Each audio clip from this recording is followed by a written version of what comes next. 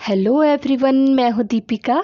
आज हम पढ़ेंगे स्मृति, जिसके लेखक हैं श्री राम शर्मा। तो बच्चों, सबसे पहले स्मृति का मतलब क्या होता है?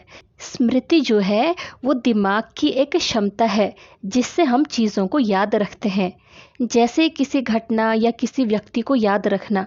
ठीक है, तो इस पाठ में भी लेखक जो है वो अपने बचपन की एक घटना का वर्णन कर रहे हैं, जब वो बहुत छोटे थे और उनके बड़े भाई ने उनको कुछ महत्वपूर्ण यानी कुछ ज़रूरी चिट्ठियाँ डाकघर पता है ना, पोस्ट ऑफिस में डालने के लिए उनको भेजा था। लेकिन गलती से जो उनकी चिट्ठियाँ थी ना, वो कुएं में गिर जाती हैं। और उन चिट्ठियों को कुएं से निकालने में लेखक को क्या क्या पापड़ बेलने पड़े, यही सब कुछ इस चैप्टर में दिया गया है। तो आइए शुरू करते हैं। सन 1908 ईस्वी की बात है। दिसंबर का आखिर या जनवरी का प्रारंभ होगा। तो बच्चों, लेखक को ठीक से याद नहीं है, बस उनको इतना याद है कि सन 1908 ईस्वी की ये बात है। अब वो दिसंबर का महीना था या फिर जनवरी की स्टार्टिंग थी, वो उनको ठीक से याद नहीं है। चिल्ला जाड़ा पड़ रहा था। 2-4 दिन पूर्व कुछ बूंदाबांदी हो गई थी, इसलिए शीत की भयंकरता और भी बढ़ गई थी। चिल्ला जाड़ा का मतलब होता है कड़ी सर्दी, यानी भयंकर ठंड पड़ रही थी। 2-4 दिन पूर्व ही, कुछ दिन पहले ही हल्की फुल्की बारिश हुई थी। बूंदाबांदी होना का मतलब होता है हल्की फुल्की बारिश होना, इसलिए शीत की भयंकरता और भी बढ़ गई थी। शीत मतलब ठंड, इसलिए जो ठंड है वो और भी ज़्यादा भयंकर हो गई थी, यानी बहुत ज़्यादा ठंड हो रही थी। सायंकाल के 3:30 या 4 बजे होंगे। कई साथियों के साथ मैं झरबेरी के बेर तोड़ तोड़ कर खा रहा था कि गांव के पास से एक आदमी ने जोर से पुकारा कि तुम्हारा भाई बुला रहा है, शीघ्र ही घर लौट जाओ। तो लेखक बता रहे हैं कि शाम के 3:30 या फिर 4 बजे होंगे, और वो क्या कर रहे थे? वो अपने दोस्तों के साथ झरबेरी के बेर तोड़कर खा रहे थे। झरबेरी का मतलब होता है जंगली। ठीक है, तो झरबेरी के बेर मतलब जंगली बेर, जंगली जो फल होते हैं ना, वैसे ही जंगली बेर वो तोड़कर खा रहे थे कि तभी गांव के पास से ही एक आदमी ने उनको जोर से आवाज़ दी और उनसे कहा कि तुम्हें तुम्हारा भाई बुला रहा है। कौन भाई? बड़ा भाई। ठीक है, शीघ्र ही घर लौट जाओ। शीघ्र ही मतलब जल्दी ही, यानी ऐसा नहीं कि तुम खेल रहे हो, खेल पूरा करके वापस आओगे, नहीं, तुरंत ही घर पर आ जाओ। मैं घर को चलने लगा। साथ में छोटा भाई भी था। भाई साहब की मार का डर था, इसलिए सहमा हुआ चला जाता था। तो लेखक कह रहे हैं कि वो घर को जाने लगे और उनके साथ कौन था? उनका छोटा भाई भी साथ में था। तो लेखक के साथ उनका छोटा भाई भी है। वो लोग साथ में ही बेर वगैरह तोड़ के खा रहे थे। अब दोनों घर को चले गए हैं और भाई साहब की मार का डर था।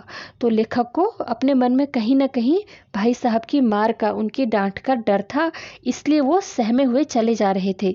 सहमा का मतलब होता है उदास सा, डरा हुआ सा। ठीक है, समझ में नहीं आता था कि कौन सा कसूर बन पड़ा।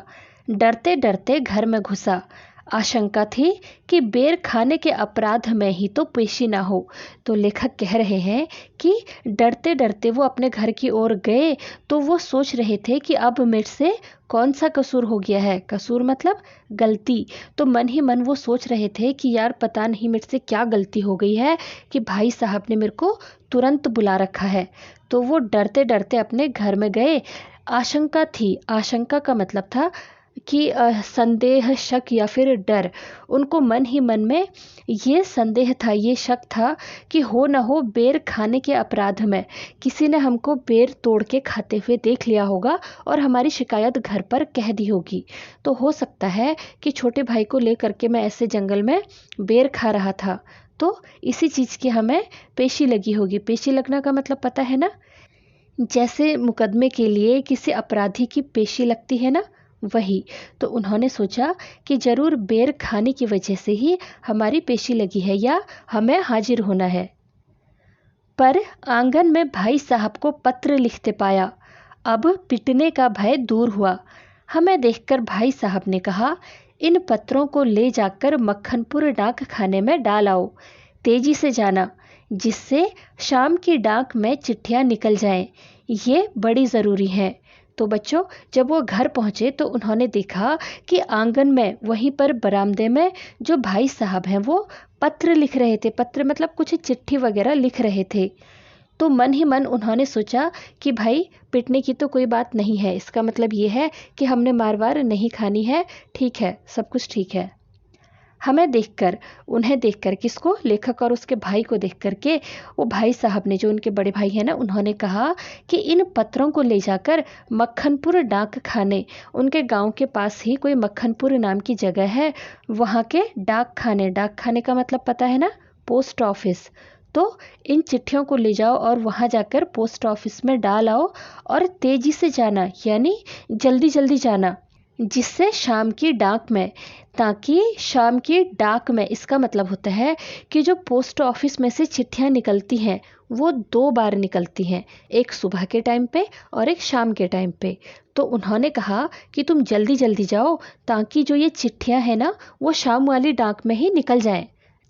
ये चिट्ठियाँ बहुत ज़रूरी हैं। इस तरह से जो उनके बड़े भाई थे वो चाहते थे कि ये जो ज़रूरी चिट्ठियाँ हैं ना, वो शाम वाले चिट्ठियों के लौट पर निकल जाए। जाड़े के दिन थे ही, तिस पर हवा के प्रकोप से कंपकपी लग रही थी। हवा मज्जा तक ठिठुरा रही थी, इसलिए हमने कानों को धोती से बांधा। तो लेखक बता रहे हैं कि जाड़ों के दिन तो थे ही। कब की बात हो रही है? दिसंबर का एंड या फिर जनवरी की स्टार्टिंग की बात हो रही है।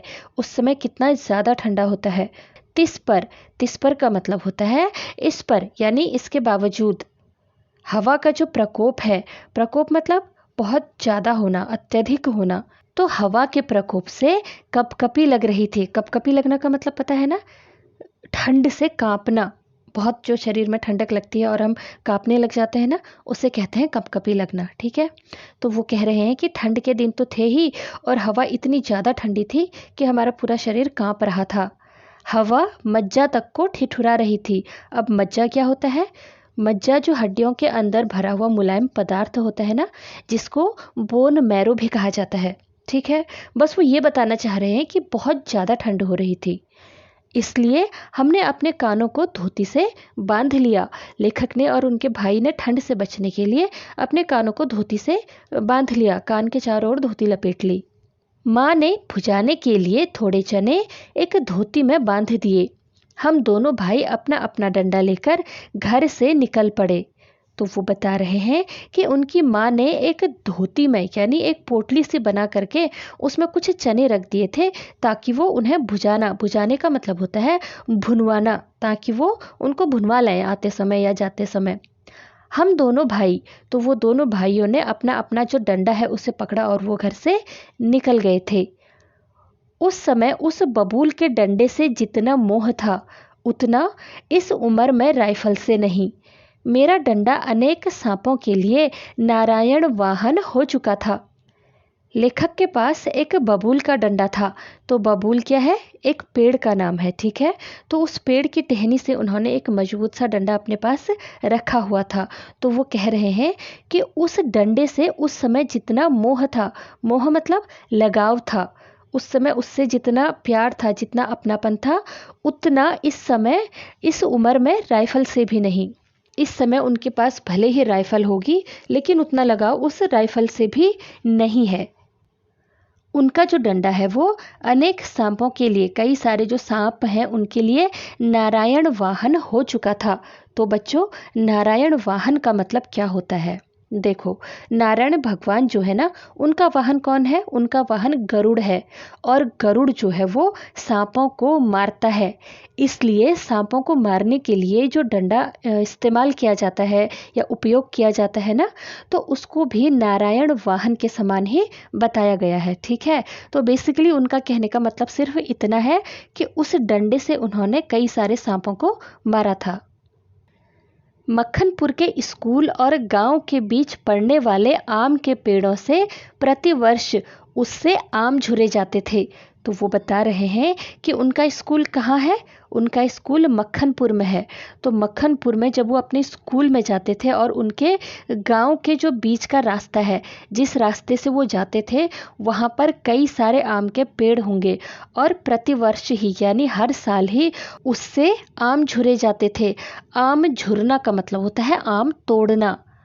तो उनके उस डंडे से कई सारे आम तोड़े जाते थे। तो उनका जो डंडा था ना, वो कई चीज़ों के लिए इस्तेमाल किया जाता था। इस कारण वह मूक डंडा सजीव सा प्रतीत होता था। प्रसन्न वदन हम दोनों मक्खनपुर की ओर तेजी से बढ़ने लगे। चिट्ठियों को मैंने टोपी में रख लिया क्योंकि कुर्ते में जेब नहीं थी। तो वो बता रहे हैं कि इस कारण से उनका वो मूक डंडा, मूक मतलब गूंगा या फिर मौन, जो बोलता नहीं है, वो सजीव सा प्रतीत होता था। है तो वो निर्जीव वस्तु, लेकिन सजीव सा का मतलब पता है ना, जीवित सा उनको लगता था। उनको लगता था कि वो डंडा उनका साथी है। प्रसन्न वदन इसका मतलब है कि खुश होकर के, प्रसन्न चेहरे से हम खुशी खुशी हम दोनों मक्खनपुर की ओर तेजी से बढ़ने लगे। चिट्ठियों को लेखक ने अपनी टोपी में रख लिया था। क्यों? क्योंकि उनके कुर्ते में जेब नहीं थी। हाथ में पकड़ के ले जाना तो सुरक्षित था नहीं, तो उन्होंने सोचा कि टोपी खोल के उसके अंदर रख देता हूँ। हम दोनों उछलते कूदते एक ही सांस में गांव से 4 फरलॉन्ग दूर उस कुएं के पास आ गए जिसमें एक अति भयंकर काला सांप पड़ा हुआ था। कुआं कच्चा था और 24 हाथ गहरा था। लेखक और उनका भाई उछलते कूदते यानी कि मजे करते करते एक ही सांस में यानी बहुत जल्दी ही गांव से 4 फरलॉन्ग की दूरी पर उस कुएं के पास आ गए थे जिसमें एक अति भयंकर यानी कि एक भयंकर सा काला रंग का सांप पड़ा हुआ था। फरलॉन्ग सबको पता है ना, ये दूरी मापने की एक इकाई है, ठीक है। तो वो बता रहे हैं कि हम लोग फटाफट से घर से निकले और बहुत ही जल्द हम गांव से इतनी दूरी पे आ गए थे जहां पर को वो कुआं था, और उस कुएं में क्या था, एक भयंकर सा काला रंग का सांप पड़ा हुआ था। तो वो बता रहे हैं कि जो कुआं था वो कच्चा था और बहुत गहरा था। कितना? 24 हाथ गहरा था। उसमें पानी न था। उसमें न जाने सांप कैसे गिर गया था। कारण कुछ भी हो, हमारा उसके कुएं में होने का ज्ञान केवल 2 महीने का था। उसमें पानी न था। किसमें? उस कुएं में पानी नहीं था और उसमें पता नहीं कहां से एक सांप गिर गया था। कारण कुछ भी हो, यानी उस सांप के गिरने का या वो कैसे वहां गया, इसका कारण कुछ भी हो वो हमें नहीं पता था। लेकिन हमें लगभग 2 महीने से, पिछले 2 महीने से हमें सिर्फ इतना पता था कि उस कुएं में एक सांप है। बच्चे नटखट होते ही हैं। मक्खनपुर पढ़ने जाने वाली हमारी टोली पूरी बानर टोली थी। तो वो कह रहे हैं जैसा कि बच्चों का स्वभाव होता है कि वो नटखट होते हैं। नटखट मतलब शैतान होते हैं। उनमें जिज्ञासा होती है कि ये क्या हो रहा है, क्यों हो रहा है, ये सब कुछ जानने की। तो लेकिन हम लोग जो थे, हम मक्खनपुर पढ़ने के लिए जो हम जाते थे, हमारी जो टोली थी, टोली का मतलब होता है समूह। तो लेखक कह रहे हैं कि जो हमारा ग्रुप था, कौन सा, जो हम लोग मक्खनपुर पढ़ने के लिए जाते थे, गांव के जितने भी बच्चे हम साथ में जाते थे, सब के सब बानर टोली थी। यानी हम सब के सब कैसे थे, हम लोग शैतानियाँ करते थे, उछल कूद करते थे और आने जाने वालों को परेशान भी किया करते थे। मतलब जैसे एक बंदर होता है, उस तरीके से ही हम सब लोग थे। एक दिन हम लोग स्कूल से लौट रहे थे कि हमको कुएं में उझकने की सूझी। तो लेखक अपना एक कोई घटना याद करते हुए बता रहे हैं कि एक दिन हम लोग, जो हमारा ग्रुप था, वो स्कूल से वापस आ रहा था। तो हम लोगों ने सोचा कि जो ये कुआं है ना, इसमें हम लोग उझकें। उझकने का मतलब होता है पंजे के बल पर थोड़ा सा ऊपर उठ करके झांकना, ठीक है। उचकना भी कहते हैं। एक तरीके से वो कुएं में झांक रहे थे, पहुंच नहीं रहे होंगे, तो वो पंजे के बल थोड़ा सा ऊपर उठे और नीचे झांकने लगे। सबसे पहले उझकने वाला मैं ही था। कुएं में झांक कर एक ढेला फेंका कि उसकी आवाज कैसी होती है। उसके सुनने के बाद अपनी बोली की प्रतिध्वनि सुनने की इच्छा थी, पर कुएं में ज्यों ही ढेला गिरा, त्यों ही एक फुसकार सुनाई पड़ी। तो लेखक बता रहे हैं कि कुएं में झांकने वाला कुएं में उचकने वाला मैं सबसे पहला था। सबसे पहले मैं ही गया और मैंने कुएं में झांका, और कुएं में झांकने के बाद मैंने सोचा कि एक ढेला फेंकता हूँ। ढेला का मतलब क्या होता है? मिट्टी, पत्थर, कंकर या फिर ईंट वगैरह जो होता है ना, उसका कोई टुकड़ा। ठीक है, उन्होंने नीचे से कोई मिट्टी वगैरह या पत्थर वगैरह का एक टुकड़ा उठाया और उसको कुएं में फेंकना चाहा, और उसके बाद उन्होंने सोचा कि अपनी बोली की।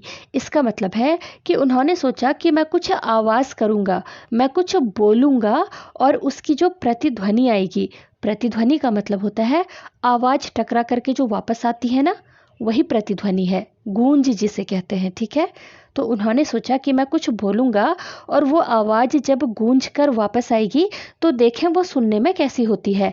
लेकिन जैसे ही, ज्यों ही का मतलब होता है जैसे ही, लेकिन जैसे ही उन्होंने वो ढेला कुएं में डाला, त्यों ही मतलब वैसे ही एक फुसकार सुनाई पड़ी। फुसकार मतलब फूंकार, एक फूं की आवाज़ इस तरीके से उन्हें सुनाई पड़ी थी।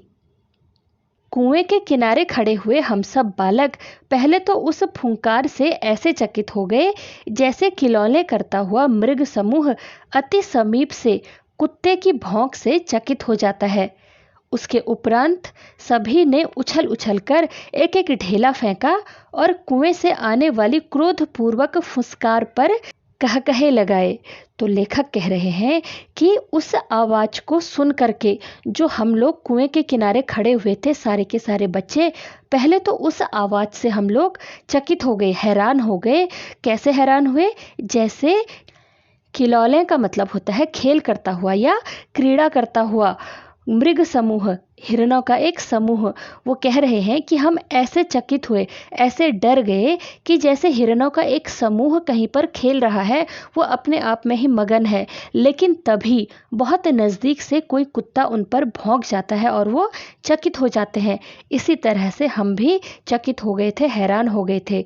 लेकिन उसके बाद सभी ने, जितने बच्चे थे सभी ने उछल उछल कर एक एक करके ढेला, यानी वही पत्थर या फिर मिट्टी वगैरह का एक एक टुकड़ा सभी बच्चों ने कुएं में फेंका, और कुएं से आने वाली जो क्रोधपूर्ण फुसकार थी, यानी गुस्से से भरी हुई जो वो फुसकारने की आवाज़ थी, उसे सुनकर सब कहे लगाने लगे।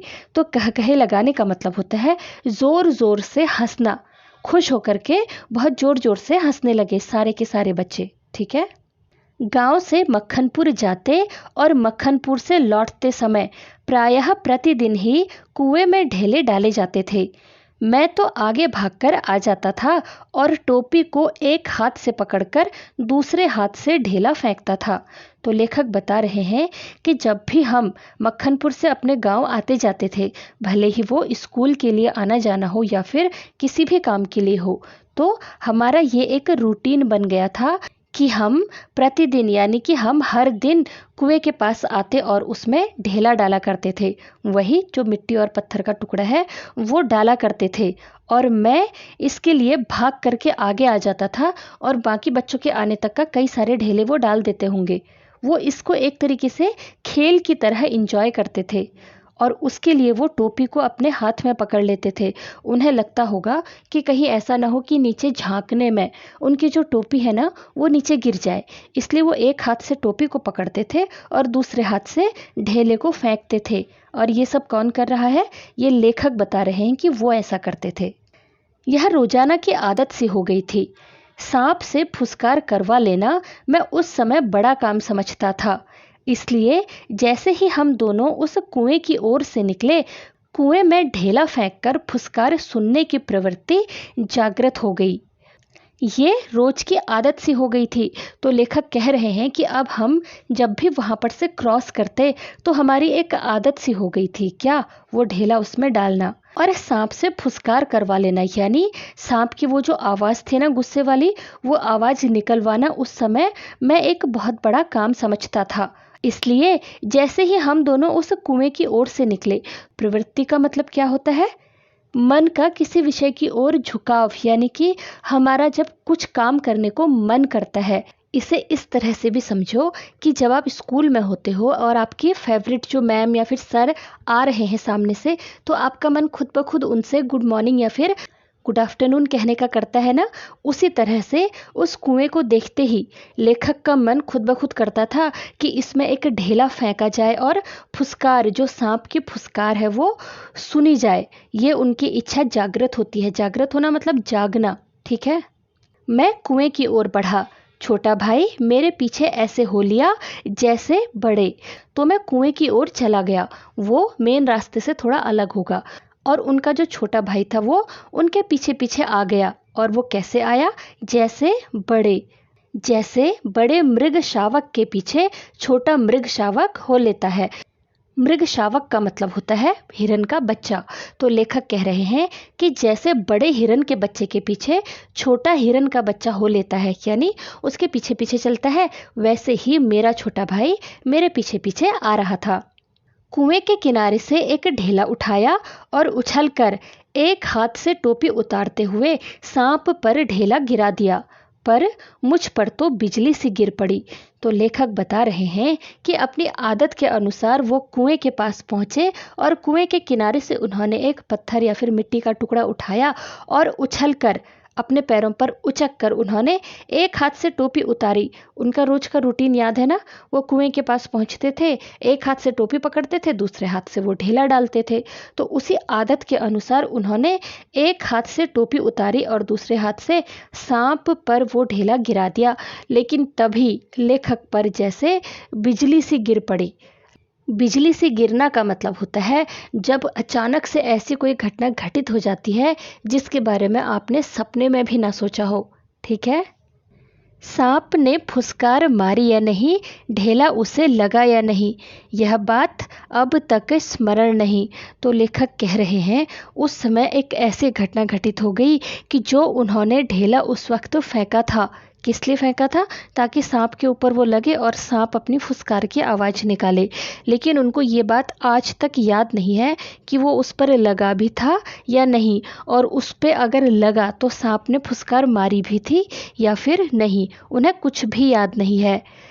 टोपी के हाथ में लेते ही तीनों चिट्ठियां चक्कर काटती हुई कुएं में गिर रही थी। अकस्मात जैसे घास चरते हुए हिरन की आत्मा गोली से हत होने पर निकल जाती है और वह तड़पता रह जाता है, उसी भांति वे चिट्ठियां क्या टोपी से निकल गई, मेरी तो जान निकल गई। तो बच्चों, जिस घटना के बारे में हम बात कर रहे हैं वो क्या थी कि उन्होंने एक हाथ से टोपी पकड़ी। जैसे ही उन्होंने हाथ में अपनी टोपी निकाली ना, उनकी जो तीनों चिट्ठियां थी जो उन्होंने टोपी के अंदर संभाली थी, वो चक्कर काटती हुई, यानी वो हवा में गोल गोल घूमती हुई कुएं में गिर रही थी। और वो कह रहे हैं अकस्मात यानी अचानक ही, जैसे घास चरते हुए हिरन की आत्मा गोली से हत होने पर, हत होना का मतलब होता है घायल हो जाना या फिर मृत्यु हो जाना।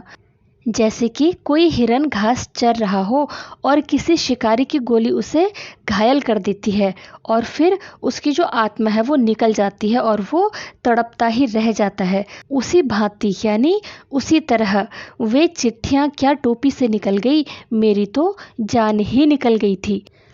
उनके गिरते ही मैंने उनको पकड़ने के लिए एक झपट्टा भी मारा, ठीक वैसे जैसे घायल शेर शिकारी को पेड़ पर चढ़ते देख उस पर हमला करता है, पर वे तो पहुंच से बाहर हो चुकी थी।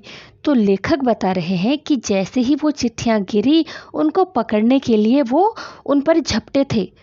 उन्होंने सोचा कि जल्दी से इनको पकड़ लूं। कैसे? बिल्कुल वैसे ही जैसे कोई घायल शेर, किसी शिकारी ने अगर किसी शेर को घायल किया है लेकिन शेर अभी मरा नहीं है, तो वो क्या करता है, वो शिकारी को मारने की कोशिश करता है और शिकारी अपने को बचाने के लिए पेड़ पर चढ़ता है और शेर उस पर हमला करने की कोशिश करता है। वैसे ही लेखक ने चिट्ठियों को पकड़ने के लिए झपट्टा मारने की कोशिश करी थी, लेकिन तब तक बहुत देर हो चुकी थी और वो जो चिट्ठियां थी वो पहुंच से बाहर जा चुकी थी। उनको पकड़ने की घबराहट में मैं स्वयं झटके के कारण कुएं में गिर गया होता। वो कह रहे हैं अगर मैं संभला नहीं होता तो उनको पकड़ने की घबराहट में, उस हड़बड़ाहट में मैं खुद ही एक झटके के साथ कुएं के अंदर गिर गया होता। कुएं की पाट पर बैठे हम रो रहे थे। छोटा भाई ढाणे मारकर और मैं चुपचाप आंखें डबडबाकर। तो लेखक बता रहे हैं इस घटना के बाद हम दोनों भाई कुएं की पाट पर। तो बच्चों पाट का मतलब होता है कुएं का जो गोलाकार आकार है ना, वो सतह से जो थोड़ा ऊपर उठा हुआ होता है उसे कहते हैं कुएं की पाट। तो वो कुएं के सहारे बैठ करके वो रो रहे थे। उनका जो छोटा भाई था वो तो ढाणे मारकर, इसका मतलब होता है ज़ोर ज़ोर से रोना चिल्लाना, ठीक है। वो ज़ोर ज़ोर से रो रहे थे और मैं चुपचाप आंखें डबडबाकर।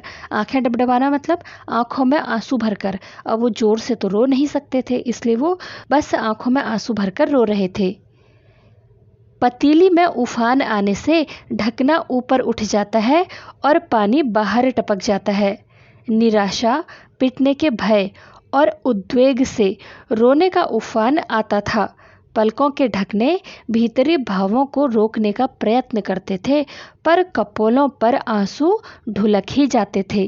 तो लेखक कह रहे हैं कि जैसे पतीली पर उफान आने से, पतीली मतलब कोई भी बर्तन जिसमें पानी या फिर दूध वगैरह उबाला जाता है, और उफान का मतलब होता है उबाल आना। मानो कि किसी पतीली में, किसी बर्तन में पानी रखा हो उबालने के लिए, और उसका जो ढक्कन है, ढकना मतलब उसका जो ढक्कन है, लिड है जो उसकी, ठीक है, वो पानी के उबलने पर वो ऊपर उठ जाती है और जो पानी है वो बाहर गिरने लगता है, ठीक है। तो वैसे ही निराशा और पिटने के भय से और साथ में उद्वेग से, उद्वेग का मतलब होता है बेचैनी और घबराहट। तो उनके मन में इस वक्त क्या क्या चल रहा था? एक तो पिटने का भय चल रहा था क्योंकि चिट्ठियां बहुत ज़्यादा ज़रूरी, और अपने खेल के चक्कर में उन्होंने वो चिट्ठियां कुएं में डाल दी थी, तो भाई पिटना तो निश्चित है। साथ में निराशा भी थी और घबराहट भी उनके मन में थी और बेचैनी भी थी। तो जो रोने का उफान है, यानी जो रोने का उबाल है, वो आना ही था। ये सब कुछ उनके मन में चल रहा था, तो वो सब कुछ जो बाहर निकल रहा था वो रोने के रूप में, आंसुओं के रूप में बाहर निकल रहा था। जैसे पतीले का ढक्कन है, वैसे ही हमारी आँखों का ढक्कन क्या है? हमारी पलकें ही तो हैं। तो वो कह रहे हैं कि पलकें जो हैं वो भीतरी भावों को रोकने की कोशिश कर रहे थे, प्रयत्न मतलब कोशिश करना, लेकिन कपोलों पर, कपोलों का मतलब होता है गालों पर, आंसू जो हैं वो ढुलक ही जाते थे। ढुलक जाना मतलब लुढ़क जाना, आँखों से निकल करके जो आंसू हैं वो गालों पर आ ही जा रहे थे। माँ की गोद की याद आती थी। जी चाहता था कि माँ आकर छाती से लगा ले और लाड़ प्यार करके कह दे कि कोई बात नहीं, चिट्ठियाँ फिर लिख ली जाएंगी।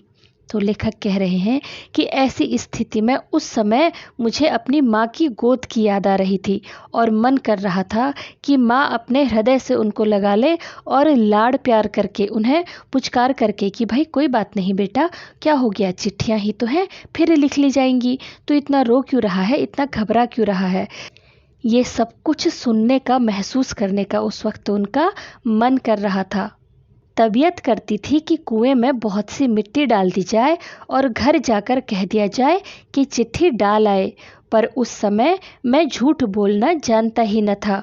तो लेखक कह रहे हैं कि तबीयत करती थी, यानी मन तो ऐसा कर रहा था कि उस कुएं में बहुत सी मिट्टी डाल दी जाए, जिससे कि चिट्ठी उस कुएं में गिर गई है इस बात का किसी को पता न चले, और घर जाकर ये कह दें कि हम चिट्ठी पोस्ट ऑफिस में डाल आए हैं। लेकिन उस समय मैं झूठ बोलना तो जानता ही नहीं था, झूठ बोल के काम चला सकते हैं ये मैं जानता ही नहीं था। घर लौटकर सच बोलने पर रुई की तरह धुनाई होती। मार के ख्याल से शरीर ही नहीं मन भी कांप जाता था। और घर लौटकर सच बोलने पर, अगर वो घर आकर सच बोलते कि भाई हमने वो चिट्ठियां कुएं में डाल दी हैं, तो रुई की तरह उनकी धुनाई होती। रुई की तरह धुनाई, इसका मतलब है रुई तो सबको पता है ना, कॉटन। तो बच्चों जो कॉटन है ना, वो यूं ही नहीं बन जाती, उसको बहुत ज़्यादा मशीन में उसको, उसका एक एक रेशा अलग किया जाता है, उसके बाद ही उसका कुछ भी बनता है। जैसे कॉटन बॉल हो गई, या गद्दे, रजाई या फिर पिलो वगैरह बनते हैं ना, उससे पहले उसका एक एक रेशा अलग किया जाता है। तो मार खाने के ख्याल से ही शरीर ही नहीं बल्कि हमारी आत्मा भी, हमारा मन भी कांप जाता था। सच बोलकर पिटने के भावी भय और झूठ बोलकर चिट्ठियों के न पहुंचने की जिम्मेदारी के बोझ से दबा मैं बैठा सिसक रहा था। तो उनके मन में बहुत कुछ चल रहा था कि सच बोला तो हम पिटेंगे, और इस डर से झूठ बोला तो चिट्ठियां अगर नहीं पहुंची तो भी उसकी जिम्मेदारी कौन लेगा। इस सारे बोझ के दबाव से बैठे हुए वो वहां पर को सिसक सिसक कर रो रहे थे। इसी सोच विचार में 15 मिनट होने को आए। देर हो रही थी और उधर दिन का बुढ़ापा बढ़ता जा रहा था। वो कह रहे हैं कि इसी सोच विचार में उनके मन में ये सब जो द्वंद्व चल रहा था उसमें लगभग 15 मिनट और बीत गए थे। देर हो रही थी और उधर साथ ही दिन का बुढ़ापा बढ़ रहा था। इसका मतलब है कि दिन बूढ़ा होता जा रहा था, और इसका मतलब क्या है कि दिन खत्म होने को था। ठीक है, कहीं भाग जाने की तबीयत करती, पर पिटने का भय और जिम्मेदारी की दुधारी तलवार कलेजे पर फिर रही थी। तो लेखक कह रहे हैं दिन भी बढ़ता जा रहा था, उनको और उनके भाई को देर भी हो रही थी, और ऐसी स्थिति में उनका मन, उनकी तबीयत कर रही थी, यानी उनका मन कर रहा था कि कहीं भाग जाया जाता इस परिस्थिति से छुटकारा पाने के लिए। लेकिन पिटने का डर और जिम्मेदारी की जो दो धारी तलवार थी, मतलब दोनों साइड से जो धार वाली होती है, कहीं भी हाथ लगे तो नुकसान ही होना है, उनके कलेजे पर फिर रही थी। इसका मतलब है कि लेखक ना तो सच बोलकर पिटना चाहते थे और ना ही झूठ बोलना चाहते थे। वो दोनों तरफ से फंस गए थे। दृढ़ संकल्प से दुविधा की बेड़ियां कट जाती हैं। मेरी दुविधा भी दूर हो गई। तो लेखक कह रहे हैं कि अगर हम अपने मन में कुछ पक्का विचार कर लें, कोई संकल्प ले लें, तो दुविधा मतलब परेशानी की जो बेड़ियां होती हैं वो कट जाती हैं। और अब मेरी दुविधा, मेरी जो परेशानी थी, जो मेरे मन में दुविधा चल रही थी कि क्या करूं, वो भी अब दूर हो गई थी। कुएं में घुसकर चिट्ठियों को निकालने का निश्चय किया। कितना भयंकर निर्णय था। तो लेखक कह रहे हैं कि उनकी जो दुविधा थी वो कैसे दूर हुई। उन्होंने ये संकल्प लिया, उन्होंने ये निश्चय किया कि वो कुएं के अंदर जाएंगे और चिट्ठियों को निकाल कर लाएंगे। और जब वो आज सोच रहे हैं ना, तो वो कह रहे हैं कि कितना भयंकर निर्णय था। वाकई में ये एक भयंकर निर्णय ही तो था। पर जो मरने को तैयार हो उसे क्या। मूर्खता और बुद्धिमत्ता से किसी काम को करने के लिए कोई मौत का मार्ग भी स्वीकार कर ले, और वह भी जानबूझकर, तो फिर वह अकेला संसार से भिड़ने को तैयार हो जाता है। तो लेखक कह रहे हैं कि जो मरने के लिए तैयार है उसे किस बात की चिंता। वो ये नहीं सोचता कि ये जो निर्णय है वो भयंकर है या फिर बहुत आसान है। वो कहना चाह रहे हैं कि जब हम कोई निर्णय लेते हैं, किसी काम को करने के लिए कोई निर्णय लेते हैं, तो या तो हम अपनी पूरी बुद्धिमत्ता से सोच समझ कर करते हैं, या फिर मूर्खता से यानी नादानी से या फिर अनजाने में कर बैठते हैं। तो मूर्खता से हो या फिर बुद्धिमत्ता से हो, चाहे किसी भी स्थिति में किसी काम को करने के लिए अगर मौत का रास्ता स्वीकार कर ही लिया है, और वो भी जानबूझकर, इस समय तो पूरा सोच समझकर किया जा रहा है, तो फिर वो इंसान जो ऐसा निर्णय लेता है वो अकेला ही पूरे संसार से भिड़ने के लिए तैयार हो जाता है। और फल और इसका रिजल्ट क्या होगा, उसे फल की क्या चिंता। फल तो किसी दूसरी शक्ति पर निर्भर है। तो लेखक कह रहे हैं कि जब ऐसा निर्णय ले ही लिया है तो फिर फल यानी कि रिजल्ट, तो फिर उसके बाद रिजल्ट की क्या ही चिंता करनी है। फल तो किसी दूसरी शक्ति पर निर्भर है। इसका मतलब है कि आपकी मेहनत का फल भगवान आपको देते हैं, ना कि आप खुद ले सकते हो।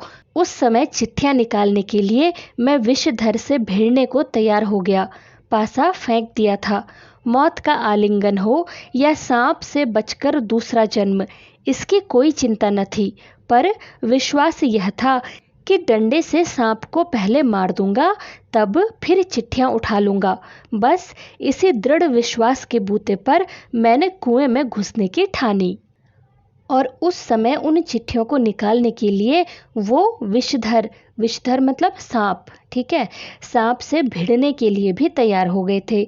पासा फेंक दिया था, यानी उन्होंने अपनी चाल चल ली थी। मौत का आलिंगन हो अथवा सांप से बचकर दूसरा जन्म, कोई चिंता न थी। आलिंगन का मतलब होता है गले लगाना। तो लेखक कह रहे हैं कि मैं मौत को गले लगा लेता या सांप से बचकर दूसरा जन्म पा लेता। देखो, अगर वो सांप से बच करके बाहर सही सलामत आ जाते तो एक तरह से वो उनका दूसरा जन्म ही तो था, उनकी मृत्यु भी हो सकती थी। तो कुएं में उतरकर या तो वो मृत्यु को प्राप्त करते या फिर सांप से बच करके वो दूसरा जन्म प्राप्त करते। तो चाहे जो कुछ भी हो, उस वक्त उनको उस बात की कोई चिंता नहीं थी, पर उनको इस बात का पूरा विश्वास था कि वो सबसे पहले सांप को अपने डंडे से मार देंगे और फिर उसके बाद वो चिट्ठियों को उठा लेंगे। और इसी विश्वास के कारण ही वो कुएं में घुसने के लिए तैयार हो गए थे, यानी कुएं में उतरने के लिए उन्होंने अपना निर्णय बना लिया था। ठानी का मतलब क्या होता है? ठानना मतलब वही दृढ़ संकल्प लेना, यानी निश्चय कर लेना कि भाई मैं तो कुएं में जाऊंगा और चिट्ठियां निकाल के लाऊंगा। इस डंडे से तो मैंने कई सांप मारे हैं, इसे भी मार दूंगा। छोटा भाई रोता था और उसके रोने का तात्पर्य था कि मेरी मौत मुझे नीचे बुला रही है।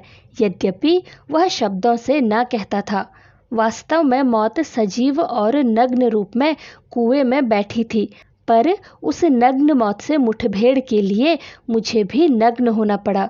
तो लेखक कह रहे हैं कि जो उनका छोटा भाई था वो रो रहा था और उसके रोने का ये मतलब था कि मेरी मौत तो मुझे नीचे बुला रही है। उनके छोटे भाई को ऐसा लगता था कि अगर वो कुएं में गए तो वो जरूर सांप के काटे जाने के कारण मर ही जाएंगे। हालांकि वो शब्दों से कुछ नहीं कहता था, बस रोता ही चला जा रहा था। और वास्तव में मतलब सच कहें तो जो मौत है ना, वो सजीव और नग्न रूप से, नग्न का मतलब होता है बिना वस्त्र के। तो बच्चों, सांप जो है वो कपड़े तो पहनता है नहीं, तो मौत जो है वो सांप के रूप में, नग्न रूप में कुएं में बैठी थी और उस नग्न मौत से मुठभेड़ के लिए, मुठभेड़ मतलब आमना सामना होना या फिर युद्ध करना, उससे युद्ध करने के लिए उन्हें भी नग्न होना पड़ा और उनके छोटे भाई को भी। एक धोती मेरी, एक छोटे भाई की, एक चने वाली, 2 कानों से बंधी हुई धोतियां, 5 धोतियां और कुछ रस्सी मिलाकर कुएं की गहराई के लिए काफ़ी हुई। तो लेखक कह रहे हैं कि अब उनको कुएं में उतरना था तो वो कैसे जाते, उसके लिए उन्हें भी नग्न होना पड़ा और उनके छोटे भाई को भी। इसका मतलब यही है कि उनको अपनी धोती उतारनी पड़ी और उनके भाई को भी। इस तरह से उन्होंने 5 धोतियां इकट्ठी करी, एक अपनी, एक अपने भाई की, एक चने वाली, एक पोटली में चने बांधे थे ना वो वाली, और 2 धोतियां वो थी जो ठंड से बचने के लिए उन दोनों ने अपने कानों में बांधी हुई थी, कानों में लपेटी हुई थी।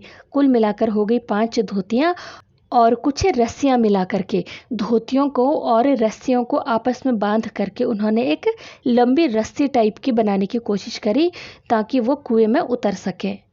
हम लोगों ने धोतियां एक दूसरे से बांधी और खूब खींच खींच कर आजमा लिया कि गांठें कड़ी हैं या नहीं, कि उन रस्सियों को और धोतियों को उन्होंने आपस में बांधा और खूब खींच खींच करके आजमा लिया। आजमाना मतलब चेक कर लिया, अच्छे से उन्होंने ये देख लिया कि ये सब आपस में ठीक से बंधी भी हैं या नहीं। कड़ी होना का मतलब है कि टाइट होना, ठीक है, कि ये गांठें आपस में मजबूती से बंधी हैं या फिर नहीं। अपनी ओर से कोई धोखे का काम न रखा, धोती के एक सिरे पर डंडा बांधा और उसे कुएं में डाल दिया। और अपनी ओर से कोई धोखे का काम ना रखा, इसका मतलब है कि लेखक और उनके भाई ने, कि बाद में हमें कोई धोखा ना हो जाए या कोई लापरवाही हमसे ना हो जाए, इससे बचने के लिए उन्होंने अच्छे से चेक कर लिया कि जो गांठें हैं वो मजबूती से बंधी हैं या नहीं। और उसके बाद उन्होंने धोती के एक सिरे पर, 2 सिरे बन गए ना, उसकी एक रस्सी सी बनाई, तो उसके एक सिरे पर उन्होंने वो डंडा बांधा और उसे कुएं में डाल दिया, ठीक है। और दूसरे सिरे को डैंग, अब ये डैंग क्या होता है? वो लकड़ी जिस पर चरसपुर टिकता है, तो इसका मतलब है कि देखो ये जो कुआं है वो कभी ना कभी तो पानी वाला रहा होगा। तो जब इसमें से पानी निकाला जाता होगा तो ऊपर एक लकड़ी होती है जिसमें रस्सी बंधी होती है, और उसका एक सिरा जो पानी निकाल रहा वो पकड़ता है, और दूसरे सिरे पर कोई बाल्टी या फिर डब्बा वगैरह होता है जिसको कुएं में डुबाते हैं और पानी निकालते हैं और रस्सी से खींचते हैं। तो वो जो डंडा होता है ना उसे डैंग कहते हैं। ठीक है, कौन सा डंडा? जिस पर वो रस्सी बंधी हुई है। उन्होंने क्या किया, उस डंडे के चारों ओर एक चक्कर देकर, यानी उस डंडे के चारों ओर घुमा करके उन्होंने उस पर गांठ लगा दी और उसका जो सिरा है वो अपने भाई को पकड़ा दिया। छोटा भाई केवल 8 वर्ष का था, इसीलिए धोती को डैंग से कड़ी करके बांध दिया और तब उसे खूब मजबूती से पकड़ने के लिए कहा। तो उनका जो भाई है वो अभी बहुत छोटा है। कितना है? सिर्फ 8 साल का है। इसलिए उन्होंने धोती को उस डैंग से, उस लकड़ी से मजबूती से बांधा और उसके बाद उसे भाई को पकड़ा दिया और उससे कहा कि इसको बहुत मजबूती से, यानी अपनी पूरी ताकत से इसको पकड़ कर रखना। मैं कुएं में धोती के सहारे घुसने लगा। छोटा भाई रोने लगा। मैंने उसे आश्वासन दिलाया कि मैं कुएं के नीचे पहुंचते ही सांप को मार दूंगा, और मेरा विश्वास भी ऐसा ही था। तो इसके बाद लेखक कुएं में धोती के सहारे नीचे उतरने लगे, घुसने लगे मतलब नीचे उतरने लगे, और उनका भाई रोने लगा। उसे देख करके उनका भाई जोर जोर से रोने लगा। वो वैसे ही बहुत ज़्यादा डरा हुआ था। मैंने उसे आश्वासन दिलाया, आश्वासन मतलब भरोसा या फिर दिलासा उसे दी कि रो मत, मैं कुएं के नीचे पहुंचूंगा तो सबसे पहले सांप को मार दूंगा। और मेरा विश्वास भी ऐसा ही था, यानी उन्होंने अपने मन में यही सोच रखा था कि मैं नीचे उतरूंगा और सबसे पहले मैं सांप को मार दूंगा। तो यही अपने भाई को उन्होंने समझाया कि भाई रो मत, मैं नीचे जाऊंगा और सांप को मार दूंगा, मुझे कुछ नहीं होगा। कारण यह था कि इससे पहले मैंने अनेक सांप मारे थे। तो लेखक कह रहे हैं इस विश्वास का, इस भरोसे का कारण सिर्फ यही था कि इससे पहले भी उन्होंने अनेक यानी कई सारे सांप मारे थे। इसलिए कुएं में घुसते समय मुझे सांप का तनिक भी भय न था। उसको मारना मैं बाएं हाथ का खेल समझता था। तो लेखक कह रहे हैं इसीलिए क्योंकि उन्होंने आज तक बहुत सारे सांप मारे थे, इसलिए कुएं में जाते समय, कुएं में उतरते समय उनको तनिक भी यानी जरा भी डर नहीं लग रहा था। उसको मारना यानी उस सांप को मारना मैं बाएं हाथ का खेल समझता था। इसका मतलब है कि उन्हें लग रहा था कि इसको मारना तो बहुत आसान होगा, मैंने तो ऐसे कई सांप मारे हैं, इसको भी मैं नीचे जाके एक लट्ठी, एक डंडा मारूंगा और ये मर जाएगा। कुएं के धरातल से जब 4-5 गज रहा हूँगा तब ध्यान से नीचे को देखा। अक्ल चकरा गई। सांप फन फैलाए धरातल से एक हाथ ऊपर उठा हुआ लहरा रहा था। इसके बाद लेखक धोती के सहारे धीरे धीरे नीचे कुएं में उतर रहे थे। तो कुएं के धरातल से, कुएं के तले से जब वो सिर्फ 4-5 गज ऊपर ही रह गए थे तब उन्होंने ध्यान से नीचे देखा तो उनकी अक्ल जो है वो चकरा गई, उनका जो दिमाग है वो चकरा गया था। वो बहुत हैरान हो गए थे। उन्होंने क्या देखा कि जो सांप है वो फन फैला करके धरातल से एक हाथ ऊपर तक उठा हुआ लहरा रहा था। पूंछ और पूंछ के समीप का भाग पृथ्वी पर था, आधा अग्रभाग ऊपर उठा हुआ मेरी प्रतीक्षा कर रहा था। तो वो बता रहे हैं कि वो इस तरह से फन फैला करके उठा हुआ था। धरती पर उसने सिर्फ थोड़ा सा नहीं, काफ़ी ऊपर तक का वो फन फैलाया हुआ था। केवल पूंछ और पूंछ के पास का ही थोड़ा सा भाग जो था वो पृथ्वी पर था, और आधा अग्रभाग, अग्रभाग मतलब होता है अगला हिस्सा, उसके शरीर का आगे का जो हिस्सा था वो ऊपर उठा हुआ लेखक की प्रतीक्षा कर रहा था। जो भी नीचे उतर रहा था उसकी प्रतीक्षा कर रहा था। नीचे डंडा बंधा था, मेरे उतरने की गति से जो इधर उधर हिलता था। तो धोती के सहारे डंडा भी बंधा हुआ है और उसी धोती के सहारे लेखक भी नीचे उतर रहे हैं, और उसी की वजह से धोती हिल रही है और वो जो डंडा है वो भी इधर उधर हिल रहा है। उसी के कारण शायद मुझे उतरते देख सांप घातक चोट के आसन पर बैठा था।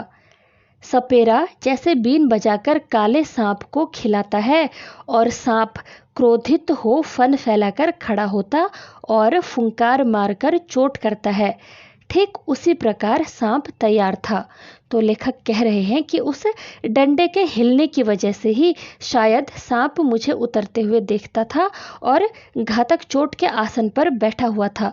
तो घातक चोट मतलब जो नुकसान पहुंचाए, ऐसी चोट, चोट का मतलब क्या है? ऐसा प्रहार करने के लिए वो जो सांप था वो तैयार था। आसन में बैठना मतलब पोजीशन लेना।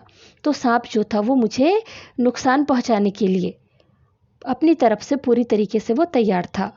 जैसे बीन बजाकर जो सपेरा होता है ना, वो बीन बजा कर के काले सांप को खेल कर आता है, और जो सांप होता है वो क्रोधित होकर वो गुस्से में अपना फन फैला करके खड़ा हो जाता है और फुंकार मारकर चोट करता है। चोट करना मतलब डंक मारना, एक तरीके से हमला करना जिसे कहते हैं, वो हमला करता है। ठीक उसी तरह से ये सांप भी तैयार था।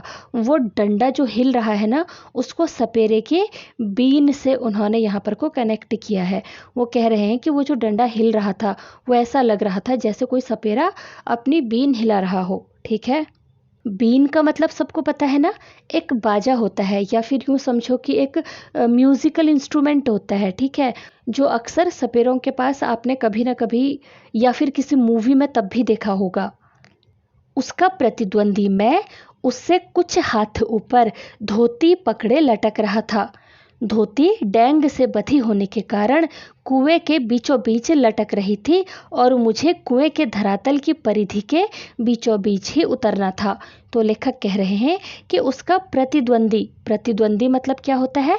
विपक्षी या फिर शत्रु, जो अपोजिट साइड में है। उस वक्त कौन है? वो मैं, यानी कि खुद लेखक हैं।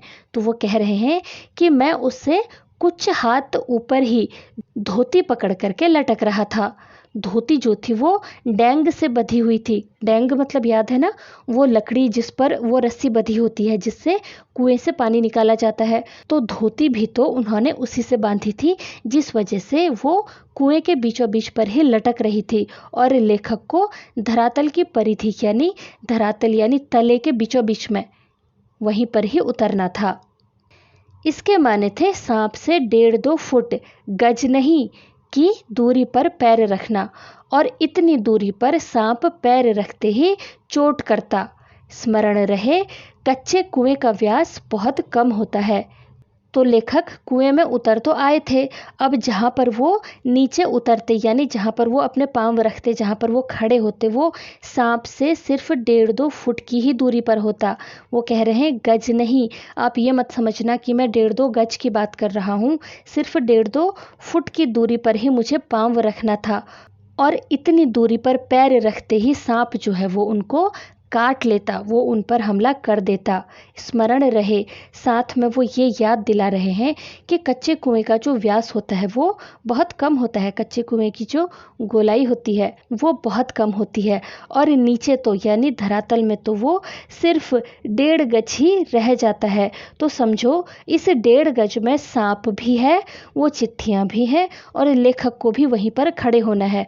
ऐसी दशा में कुएं में मैं सांप से अधिक 4 फुट की दूरी पर रह सकता था, वह भी उस दशा में जब सांप मुझसे दूर रहने का प्रयत्न करता। पर उतरना तो था कुएं के बीच में, क्योंकि मेरा साधन बीचों बीच लटक रहा था। ऐसी स्थिति में कुएं में मैं यानी लेखक सांप से ज़्यादा 4 फुट की दूरी पर ही रह सकते थे, और वो भी कब? जब सांप खुद उनसे दूर रहने की कोशिश करे, यानी कि सांप उन पर हमला ना करे, सांप एक कोने में रहे, तभी यह संभव था कि वो सांप से 4 फुट की दूरी में रह सकते थे। लेकिन उतरना तो था उनको कुएं के बीचों बीच में ही, और ऐसा क्यों? क्योंकि उनका जो साधन था वो बीचों बीच लटक रहा था।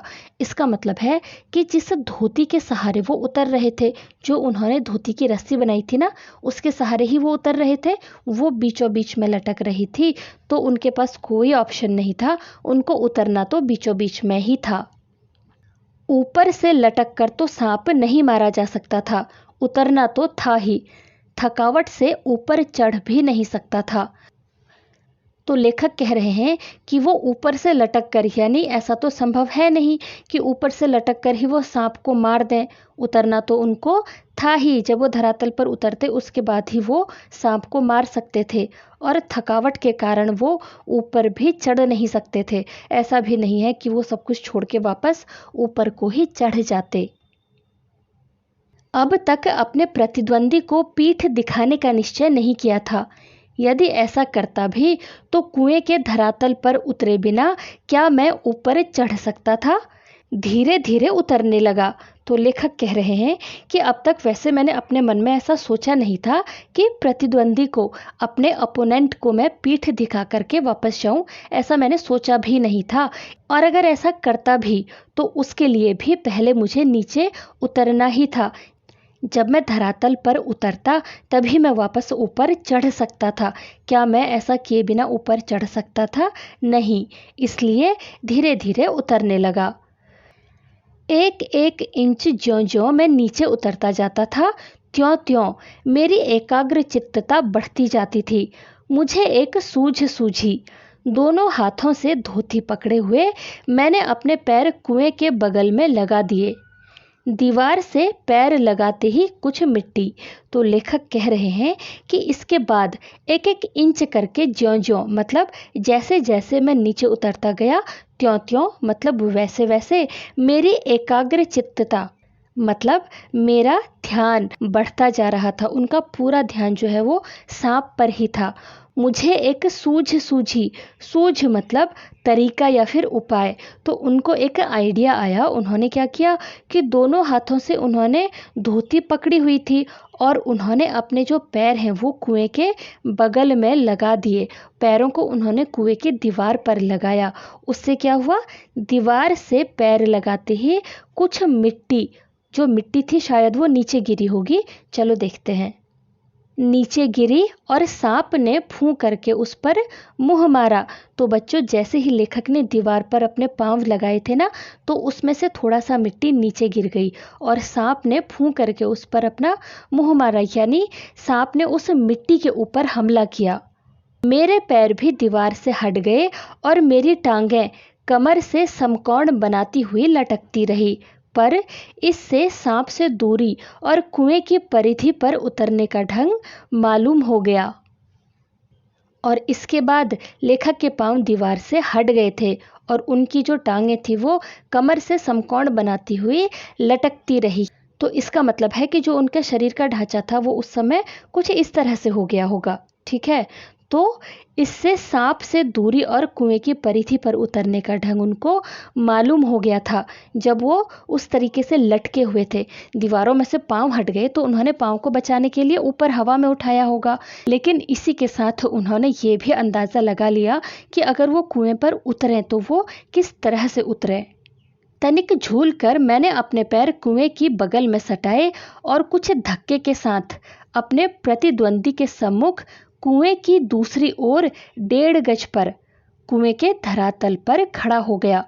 तो वो कह रहे हैं तनिक झूल कर, यानी थोड़ा सा झूल कर उन्होंने अपने पैर जो है वो कुएं के बगल में सटा दिए, कुएं के बगल में उन्होंने अटका दिए और कुछ धक्का देकर अपने आप को उन्होंने कुछ धक्का दिया और अपने अपोनेंट के सम्मुख, उसके सामने ही वो कुएं के दूसरी ओर 1.5 गज पर, अब सांप के और उनके बीच में कितना, 1.5 गज का फासला रह गया था और वो इस तरह से कुएं के धरातल पर खड़े हो गए।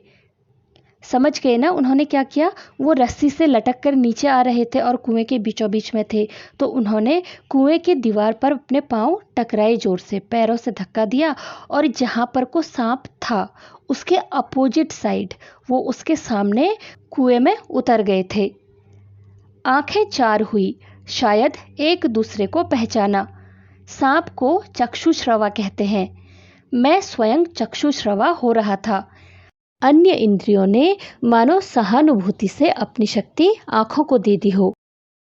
आंखें चार हुई, इसका मतलब है कि आई कांटेक्ट हुआ। ये दो लोग जब आमने सामने आ जाते हैं ना, तो नजरें मिलना।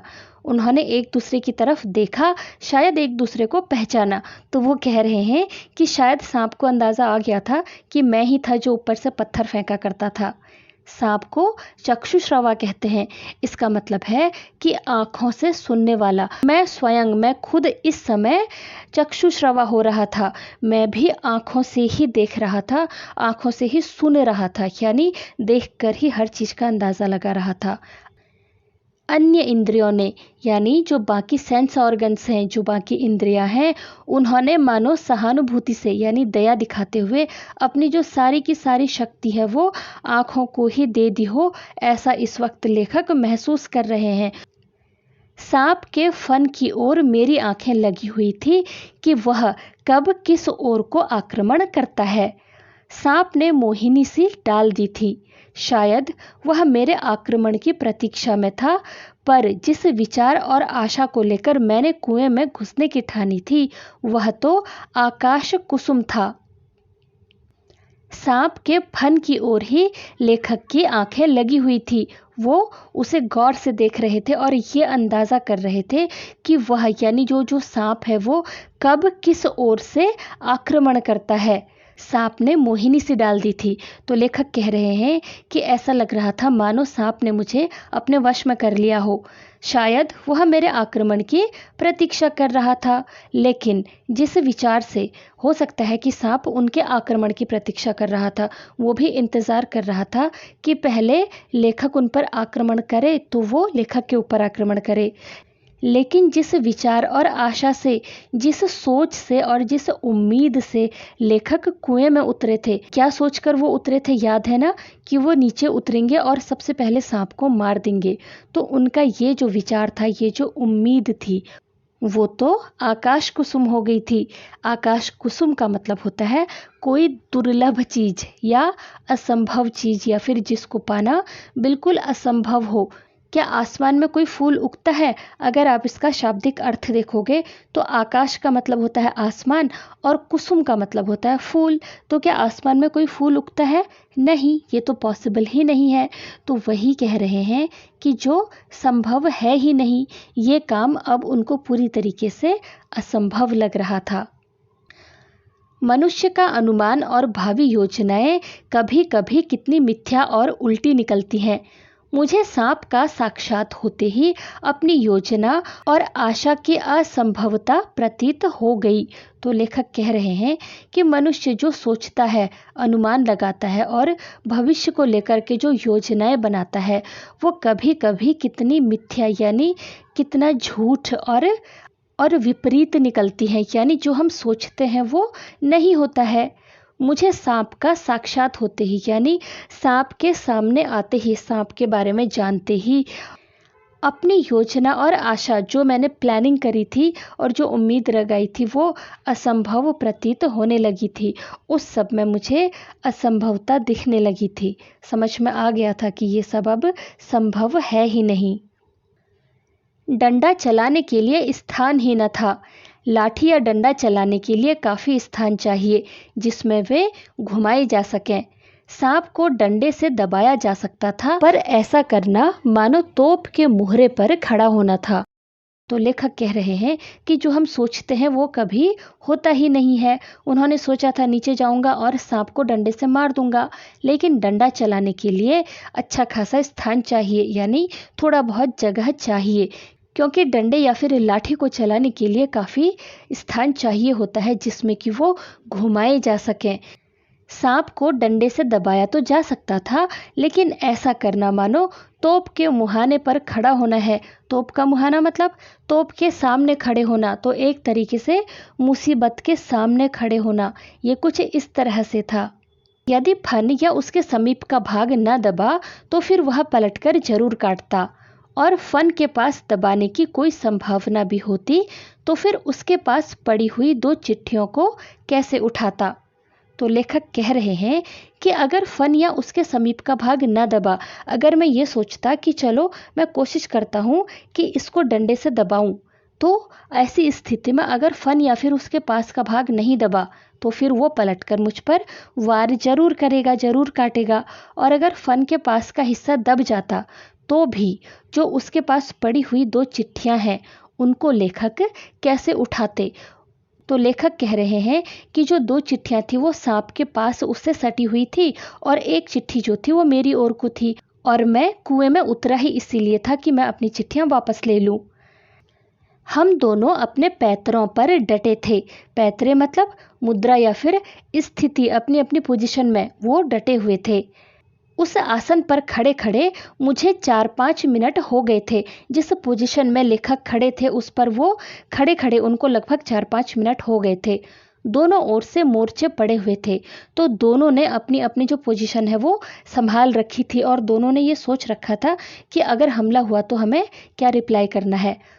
पर मेरा मोर्चा कमजोर था। कहीं सांप मुझ पर झपट पड़ता तो मैं यदि बहुत करता तो उसे पकड़कर कुचलकर मार देता, पर वह तो अचूक तरल विष मेरे शरीर में पहुंचा ही देता और अपने साथ साथ मुझे भी ले जाता। तो लेखक कह रहे हैं कि हम दोनों ने ही अपना अपना मोर्चा संभाला हुआ था। हम दोनों ने अपनी अपनी पोजीशन ले रखी थी और इस पर भी मेरा मोर्चा कमज़ोर था कि अगर सांप मुझ पर झपट पड़ता तो मैं क्या करता, मैं ज़्यादा से ज़्यादा करता तो उसे पकड़कर उसे कुचलता और उसको मार देता। लेकिन तब तक वो अपना अचूक मतलब जो वार कभी खाली नहीं जाता है, जो निशाने पर ही लगता है। तो भाई उसने तो उतनी देर में जो अपना अचूक वार है यानी वो उसको अगर डस देता और अपना जो विष है, तरल जो विष है वो उसके शरीर में वो पहुंचा देता और अपने साथ साथ अगर मेरे मारने से वो मर भी जाता तो उससे पहले वो मुझे डस चुका है, तो मेरी भी मृत्यु निश्चित थी। अब तक सांप ने वार ना किया था। तो बच्चों इस समय तक का सांप ने वार नहीं किया था, सांप ने कोई हमला नहीं किया था। तो इसलिए मैंने भी, तो लेखक ने भी क्या किया देखते हैं। उसे डंडे से दबाने का ख्याल छोड़ दिया। ऐसा करना उचित भी न था। तो लेखक कह रहे हैं कि जैसा कि सांप ने इस समय तक वार नहीं किया था तो मैंने भी उसको जो डंडे से दबाने का ख्याल अपने मन में बना रखा था वो छोड़ दिया और ऐसा करना ठीक भी नहीं था। अब प्रश्न था कि चिट्ठियां कैसे उठाई जाएं। बस एक सूरत थी, डंडे से सांप की ओर से चिट्ठियों को सरकाया जाए। तो लेखक कह रहे हैं कि ठीक है, मारने का ख्याल अब छोड़ दिया था, लेकिन अब सामने एक प्रश्न ये था कि चिट्ठियों को कैसे उठाया जाए। अब बिना चिट्ठियों के तो वो वापस जा नहीं सकते थे और सिर्फ एक ही सूरत थी, यानी एक ही उपाय था, एक ही तरीका था और वो क्या था कि डंडे से सांप के ओर जो चिट्ठियां पड़ी हुई थी, 2 चिट्ठियां सांप की तरफ थी ना, उनको डंडे की सहायता से धीरे धीरे अपनी ओर को सरकाया जाए, यानी अपनी ओर को खींचा जाए। यदि सांप टूट पड़ा तो कोई चारा न था और अगर सांप टूट पड़ा यानी सांप अगर आक्रमण करता है तब तो फिर कोई चारा नहीं है, लेखक को उसे मारना ही पड़ेगा। कुर्ता था और कोई कपड़ा न था। लेखक ने सिर्फ कुर्ता पहना हुआ था और कोई कपड़ा नहीं था। धोती थी जो उन्होंने रस्सी बनाने में इस्तेमाल कर ली थी। तो सिर्फ कुर्ता ही था, कोई और कपड़ा तो था नहीं जिससे कि वो सांप के मुंह की ओर करके, यानी उस कपड़े को वो सांप के मुंह की ओर करते और उसके फन को पकड़ लेते। ऐसी स्थिति भी वो कह रहे हैं कि नहीं थी कि मैं कोशिश करूं कि उस कपड़े को उसके मुंह पे डालूं और उसे पकड़ लूं, ऐसा भी नहीं था।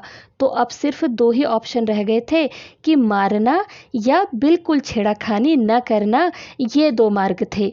सो पहला मेरी शक्ति के बाहर था, बाध्य होकर दूसरे मार्ग का अवलंबन करना पड़ा। तो लेखक बता रहे हैं कि उनके पास अब सिर्फ 2 ही रास्ते थे। क्या? पहला तो था मारना, सांप को मार देना, या फिर बिल्कुल भी छेड़खानी नहीं करना। पहला जो है वो मेरी शक्ति से, वो मेरी हिम्मत से बाहर है और बाध्य होकर यानी मजबूर होकर दूसरे रास्ते का अवलंबन करना पड़ा। और अवलंबन का मतलब होता है सहारा लेना। तो वो कह रहे हैं कि सांप को मारने की हिम्मत तो मुझ में थी नहीं, तो मैंने छेड़खानी नहीं करना, इस दूसरे रास्ते का ही सहारा लिया। डंडे को लेकर ज्यों ही मैंने सांप की दाईं ओर पड़ी चिट्ठी की ओर उसे बढ़ाया कि सांप का फन पीछे की ओर हुआ। तो जब लेखक ने उस चिट्ठी को, जो सांप के दोनों तरफ चिट्ठियां पड़ी थी उसमें से जो दाईं तरफ थी, उसे डंडे के सहारे अपनी ओर खींचने, अपनी ओर सरकाने की उन्होंने सोची थी। तो जैसे ही उन्होंने सांप की तरफ को अपना डंडा बढ़ाया, सांप फन फैलाए हुए था, तो उसने अपना फन थोड़ा पीछे की तरफ किया, क्योंकि डंडा उसकी ओर आ रहा है तो वो थोड़ा सा पीछे की तरफ हो गया। धीरे धीरे डंडा चिट्ठी की ओर बढ़ा और ज्यों ही चिट्ठी के पास पहुंचा कि फुंकार के साथ काली बिजली तड़पी और डंडे पर गिरी। तो जैसे ही उन्होंने डंडा बढ़ाया था तो अचानक से एक फुंकार हुई और ऐसा लगा जैसे कि बिजली गिरी हो, काली बिजली गिरी हो। तड़पी मतलब गिरना, ठीक है। और वो बिजली किस पर गिरी थी? डंडे पर गिरी थी।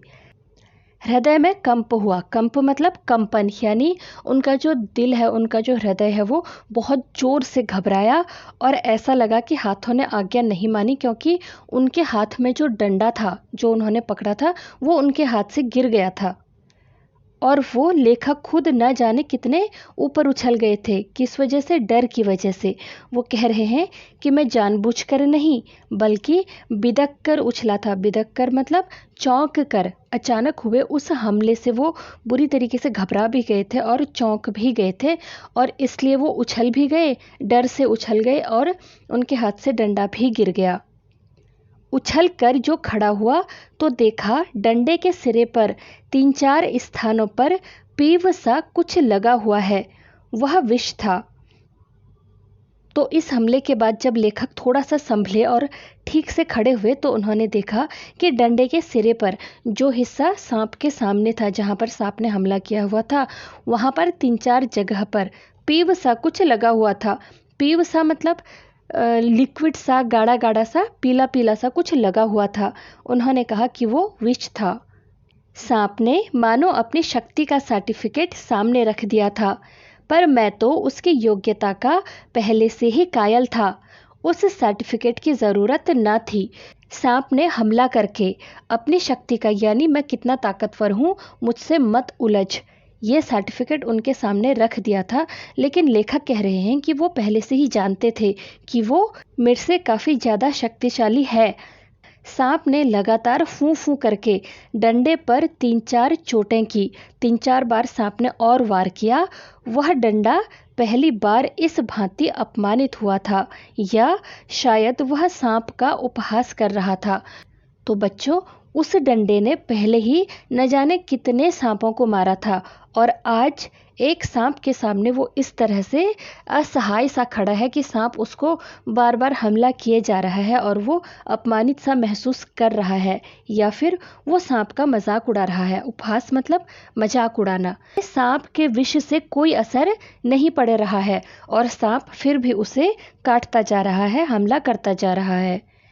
उधर ऊपर फूफू और मेरे उछलने और फिर वहीं धमाके से खड़े होने से छोटे भाई ने समझा कि मेरा कार्य समाप्त हो गया और बंधुत्व का नाता फूफू और धमाके से टूट गया। तो बच्चों, कुएं के अंदर से जो आवाज़ें आ रही थी, क्या क्या थी? एक तो सांप के फुसकारने की आवाज़ थी, फूं फूं की आवाज़ थी, और जो लेखक उछल रहे थे उससे बचने के लिए उछल रहे थे और फिर दोबारा संभल कर खड़े हो रहे थे, उससे भी टकराने की या डंडे की आवाज़ आ रही थी। उन सब की आवाज़ों से ऊपर जो उनका छोटा भाई खड़ा था, उसे ऐसा लगा कि उनका भाई जो कुएं के अंदर है वो सांप के द्वारा डस लिया गया है, और बंधुत्व का नाता, बंधुत्व मतलब भाईचारे का नाता, जैसे वो दोनों भाई आपस में प्यार से रहते थे ना, वो नाता फूफू और धमाके से टूट गया है। उसने ख्याल किया।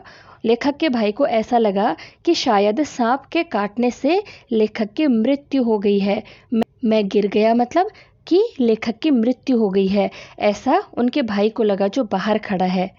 मेरे कष्ट और विरह के ख्याल से उसके कोमल हृदय को धक्का लगा था। लेखक को सांप के काटने से होने वाले दर्द और लेखक से बिछुड़ जाने के ख्याल से ही लेखक के छोटे भाई के कोमल हृदय को एक धक्का सा लगा था, और भातृ स्नेह के ताने बाने को चोट लगी थी। उसकी चीख निकल गई। भ्रातृ स्नेह मतलब आपस में भाईचारा, भाइयों के बीच में जो प्रेम होता है। इसका मतलब है कि जो उनका आपस में प्रेम था वो एक तरीके से कहीं आज टूट न जाए, ऐसा लेखक के भाई ने सोचा। और इस सोच से, इस डर से उनके मुंह से चीख निकल गई थी। किसके? लेखक के भाई के मुंह से। छोटे भाई की आशंका बेजा न थी। आशंका मतलब शक या फिर संदेह, और बेजा का मतलब होता है अनुचित या फिर बेवजह। इसका मतलब है कि उनका जो छोटा भाई है, उनका जो शक था, उसका जो ये ख्याल था, वो बेवजह नहीं था। क्योंकि अगर सांप ने वो वार जो थे वो डंडे पर ना करके वो लेखक पर किए होते, या कोई भी वार ऐसा होता जो लेखक पर लग गया होता, तो सच में जो लेखक हैं वो स्वर्ग सिधार गए होते, यानी उनकी मृत्यु अभी तक हो गई होती। लेकिन उस फूं से और उन धमाकों से लेखक का साहस कुछ बढ़ गया था। वो कह रहे हैं कि मेरा साहस बढ़ गया था। दोबारा फिर उसी प्रकार लिफाफे को उठाने की चेष्टा की। चेष्टा मतलब कोशिश करी। दोबारा से उन्होंने उसी तरीके से जैसे पहले उठाया था ना, वैसे ही डंडे से धीरे धीरे उन्होंने उस चिट्ठी को, उस लिफाफे को अपनी तरफ खिसकाने की उन्होंने कोशिश करी। क्योंकि पहली बार जब डंडा सांप की तरफ आया तो उसने अपने बचाव के लिए सिर्फ हमला किया, लेकिन जब दोबारा डंडा उसकी तरफ आया तो भाई उसको भी लगा कि यार ये तो मान नहीं रहा है, तो वो इस बार उस पर चिपट गया। डंडा हाथ से छूटा तो नहीं, पर तो लेखक कह रहे हैं कि इस बार उनका जो डंडा था वो उनके हाथ से नहीं छूटा, लेकिन क्या हुआ देखते हैं। पर झिझक, सहम अथवा आतंक से अपनी ओर को खिंच गया और गुंजल्क करता हुआ सांप का पिछला भाग मेरे हाथों से छू गया। लेकिन झिझक यानी संकोच या फिर हिचक, सहमना मतलब डर, भय या फिर घबराना, और आतंक का मतलब होता है भय या फिर डर। तो उन्होंने, लेखक ने हिचक कर, डर कर, घबराहट से डंडा जो है वो अपनी ओर जरूर खींच लिया। वो खुद ब खुद उनकी तरफ खींच गया। कैसे? डर की वजह से। गुंजल्क का मतलब होता है कुंडली मारना या फिर उछलता हुआ। तो जो सांप डंडे पर चिपट गया था ना, वो उछलता हुआ, वो डंडा उनके हाथ से अपनी ओर खींचा तो वो सांप भी वो उछल गया था वहां पर से। तो सांप का जो पिछला हिस्सा यानी कि उसके जो पूंछ वाला हिस्सा था वो लेखक के हाथ को टच कर गया था। उफ, कितना ठंडा था। डंडे को मैंने एक ओर पटक दिया। यदि कहीं उसका दूसरा वार पहले होता तो उछल कर मैं सांप पर गिरता और न बचता। लेकिन जब जीवन होता है तब हजारों ढंग बचने के निकल आते हैं। तो लेखक के हाथ में जब वो टच हुआ तो वो बहुत ठंडा था, तो लेखक ने वो जो डंडा था वो एक तरफ को पटक दिया था, क्योंकि वो डंडे के सहारे कहीं लेखक तक पहुंच जाता और लेखक पर हमला कर सकता था। और साथ में लेखक ये भी सोच रहे हैं कि अगर उसका दूसरा वार पहले होता, क्या था कि वो डंडे पर लिपट गया था दूसरी बार में, और पहली बार में क्या था, उसने सिर्फ डंडे पर कई बार हमला किया था। तो अगर पहली बार में वो डंडे पर यूं लिपट करके लेखक की तरफ आता तो लेखक उछल कर उसके ऊपर गिर सकते थे, और अगर ऐसा होता तो शायद वो नहीं बचते। लेकिन अगर जीवन है, जब तक इंसान जीवित है, तो बचने के हजारों ढंग जो हैं उसके सामने वो निकल ही आते हैं। वो कुछ न कुछ ऐसा उपाय निकाल लेता है कि वो अपना जीवन कैसे बचाए। वह दैवी कृपा थी। दैवी कृपा मतलब भगवान की कृपा, देवी माँ की शक्ति थी। तो लेखक अपने बचने को, सांप के वार से बचने को देवी माँ की कृपा मानते हैं। डंडे के मेरी ओर खींच आने से मेरे और सांप के आसन बदल गए। आसन मतलब पोजीशन। तो डंडे के साथ जब सांप खींच करके आ गया था, अब लेखक की और सांप की दोनों की जो पोजीशन है वो बदल चुकी थी। मैंने तुरंत ही लिफाफे और पोस्ट कार्ड चुन लिए। पहले जो लिफाफे वगैरह थे, पोस्ट कार्ड, चिट्ठी थी, वो सांप के पास पर ही थी।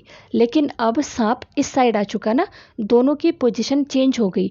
जहाँ पर लेखक पहले खड़े थे वहाँ पर अब सांप है, और सांप की जगह पर लेखक हैं। तो अब उनके लिए चिट्ठियाँ उठाना आसान हो गया है। उन्होंने जल्दी से लिफाफे और वो पोस्ट कार्ड वगैरह चुन लिए, मतलब उठा लिए।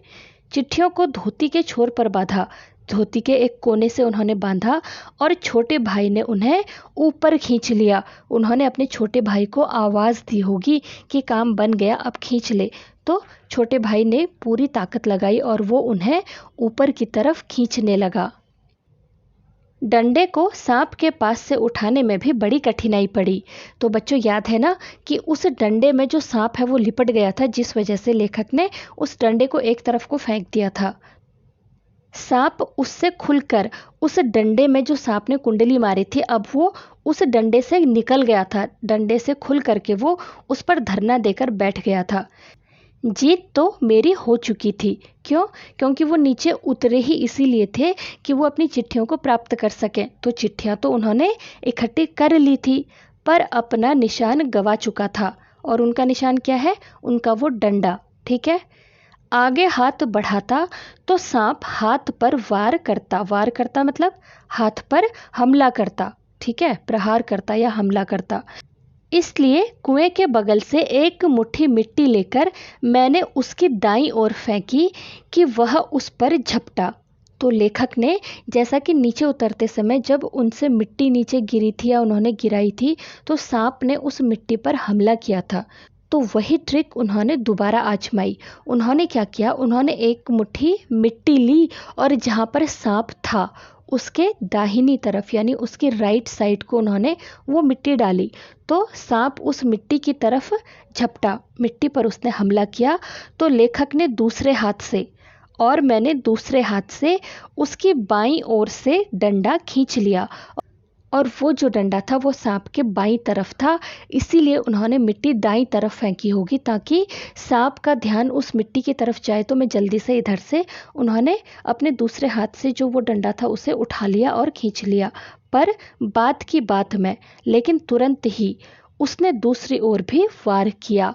उस सांप ने दूसरी तरफ भी हमला किया। यदि डंडा बीच में ना होता तो पैर में उसके दांत गड़ गए होते। तो लेखक बता रहे हैं कि सांप ने इतनी फुर्ती से दाईं तरफ भी हमला किया और तुरंत ही बाईं तरफ को भी उसने हमला किया। तो बीच में वो डंडा आ गया था, वरना सांप के जो दांत थे वो लेखक के पाँव में गड़ गए होते। अब ऊपर चढ़ना कोई कठिन काम न था। केवल हाथों के सहारे पैरों को बिना कहीं लगाए हुए 36 फुट ऊपर चढ़ना मुझसे अब नहीं हो सकता। 15-20 फुट बिना पैरों के सहारे केवल हाथों के बल चढ़ने की हिम्मत रखता हूँ, कम ही अधिक नहीं। पर उस 11 वर्ष की अवस्था में मैं 36 फुट चढ़ा। बाहें भर गई थी, छाती फूल गई थी, धौंकनी चल रही थी। पर एक एक इंच सरक सरक कर अपनी भुजाओं के बल मैं ऊपर चढ़ आया। लेखक कहते हैं कि चिट्ठियां हासिल करने के बाद अब ऊपर चढ़ना कोई कठिन काम नहीं था। जो मुख्य संघर्ष था वो सांप के पास से चिट्ठियां उठाने का था, जो कि लेखक कर चुके हैं। अब उन्हें सिर्फ ऊपर चढ़ना था। केवल हाथों के सहारे बिना पैरों को कहीं पर लगाए हुए 36 फुट ऊपर उन्होंने चढ़ना था, जो कि वो कह रहे हैं कि अब मेरे से ये नहीं हो पाएगा। वो काफ़ी देर से सांप के साथ द्वंद्व कर रहे थे और बुरी तरीके से थक चुके हैं, लेकिन फिर भी 15 से 20 फुट बिना पैरों के सहारे केवल हाथों के बल ऊपर चढ़ने की मैं हिम्मत रखता हूँ, कम ही अधिक नहीं। यानी कम से कम इतना तो मैं चढ़ जाऊँगा, इससे ज़्यादा नहीं हो पाएगा। लेकिन 11 वर्ष की अवस्था में जब ये सारी घटना लेखक के साथ घटी, उस समय उनकी उम्र कितनी थी? 11 साल थी। ठीक है, तो 11 साल की जो उनकी उम्र है, उस समय 36 फुट ऊपर वो चढ़े। बाहें भर जाना मतलब उस उम्र में उनकी जो छोटी छोटी बाहें हैं वो बुरी तरीके से थक चुकी थी, उनकी छाती फूल गई थी। और धौंकनी चलना का मतलब होता है तेज़ धड़कन होना। उनकी जो धड़कन है वो बहुत तेज हो गई थी और जो उनका हृदय था, उनका जो दिल था वो बहुत ज़ोर ज़ोर से धक धक कर रहा था।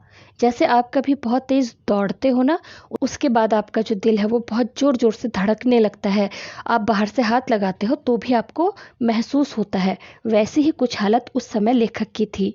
वो धोती के सहारे एक एक इंच सरक सरक करके ऊपर आए हुए थे, सिर्फ अपनी भुजाओं के बल पर, सिर्फ अपने हाथों से।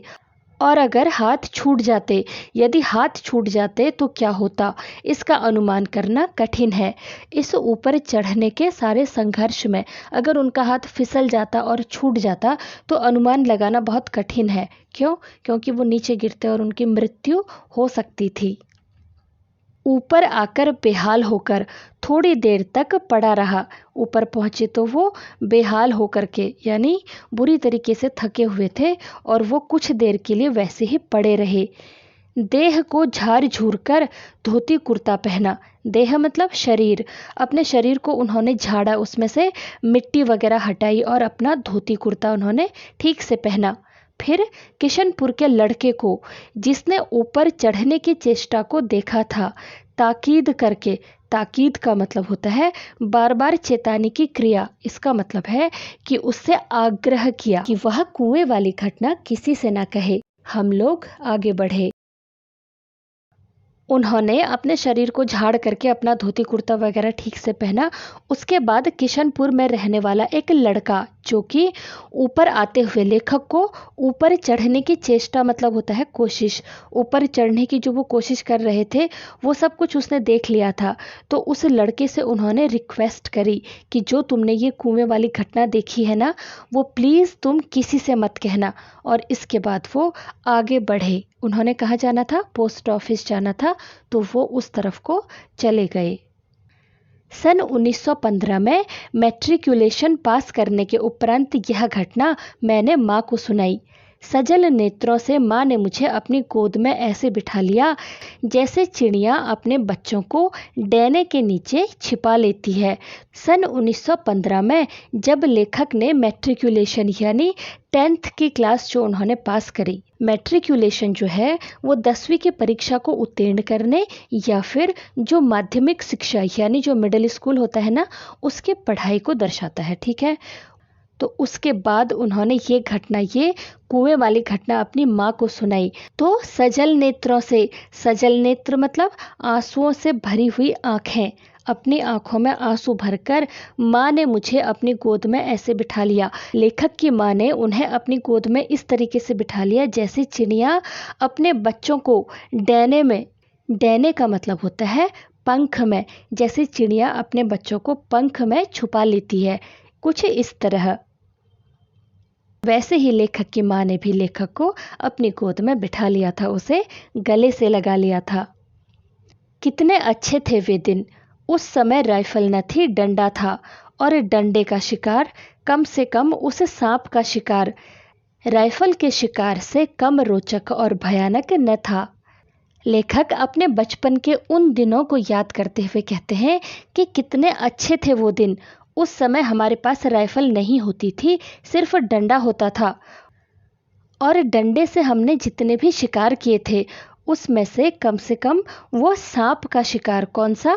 वो जो कुएं वाला सांप जिस पर ये पूरा चैप्टर बना हुआ है, वो राइफल से किए गए किसी भी शिकार से कम रोचक और भयानक नहीं थे। रोचक मतलब दिलचस्प, मनोरंजक या फिर मज़ेदार, ठीक है।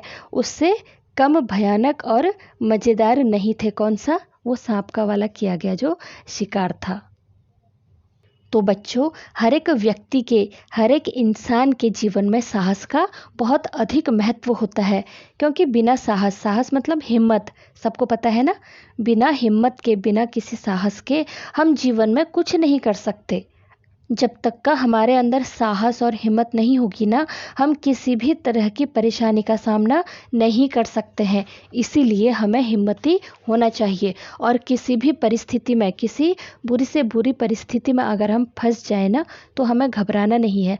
जैसा कि इस चैप्टर में हमने देखा कि इतनी हिम्मत और साहस जुटा करके लेखक ने इस भयंकर सांप रूपी जो एक उनके सामने परेशानी आ गई थी उसका सामना किया था और अपनी चिट्ठियां प्राप्त करी थी।